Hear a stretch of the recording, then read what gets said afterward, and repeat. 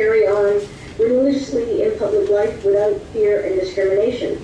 And in general, we actually found that they did not seem fearful in any way whatsoever. They did not feel disadvantaged. They did not feel disempowered.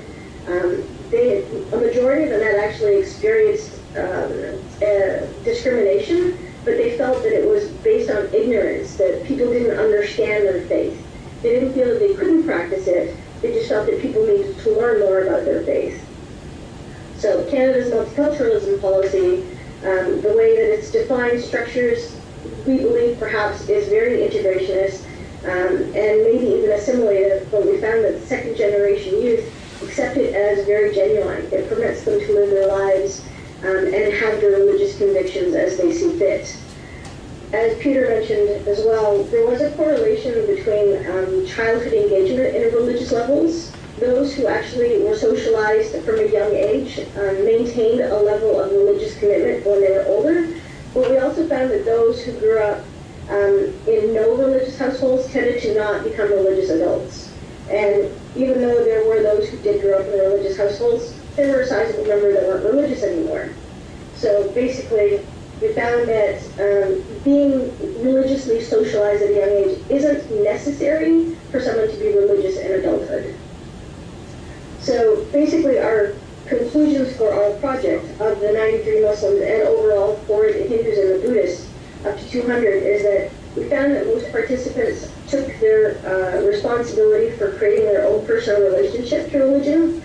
We found that they had to have a reason to follow the tradition. It wasn't just enough to follow what their parents said they should. Women were more highly involved. Women were more likely to create social relations to religion, even though they didn't always go to religious institutions. Men tended to see religion as a set of ideals, something to challenge themselves with. Interestingly, those who were highly involved said that they had a hard time meeting religious women who were as religious as they were, but willing to be Canadian. We had a guy who was into cars, and we had another who ice skated, and he basically said, "I'm Canadian, but I can't find a Muslim woman who understands that about me, that I'm also very, very Muslim." And we also found overtly that gender inequality was not accepted as part of an integral aspect to their religion. They were all very much about equality. And as I mentioned earlier, one of the things in our study that I think that we need to look into more is the idea of how the internet is playing a role as a source of authority. Studies illustrate that Muslims are seeking out affiliations online.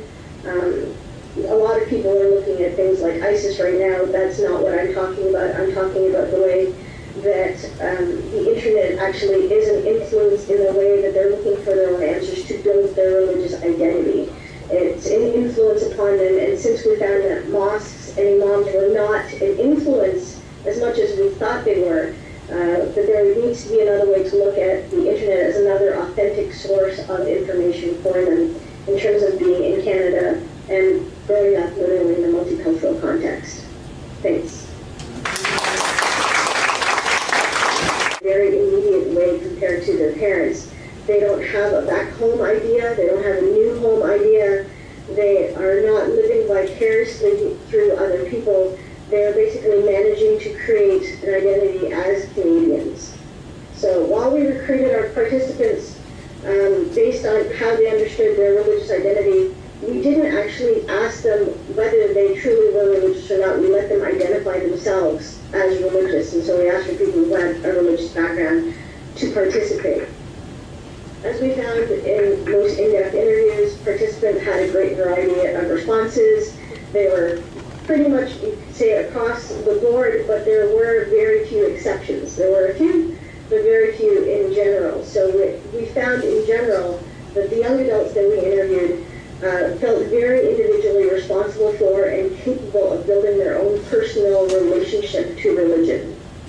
They did not simply receive their family traditions. They did not take it as something that they had to follow.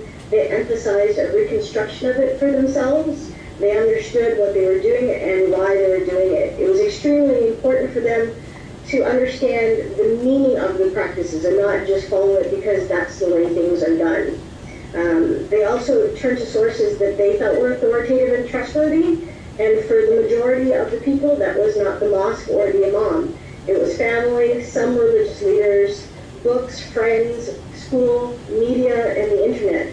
We found that more than 50% of our cohort turned to the internet for religious authority and for building their religious identity, not always for looking for validity, but almost looking for answers. And we found that for those who were very religious, they were actually given a lot of leeway by their parents to look for that authority themselves. Basically, it follows that with religions, our participants has a lot of contribution in the way they construct religion.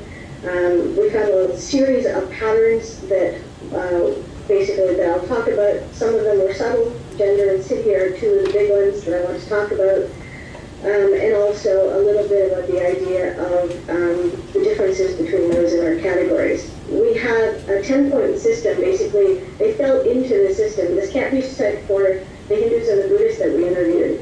And within that, we actually broke it down into three typologies: the non-religious, the moderately to somewhat involved, and the highly involved.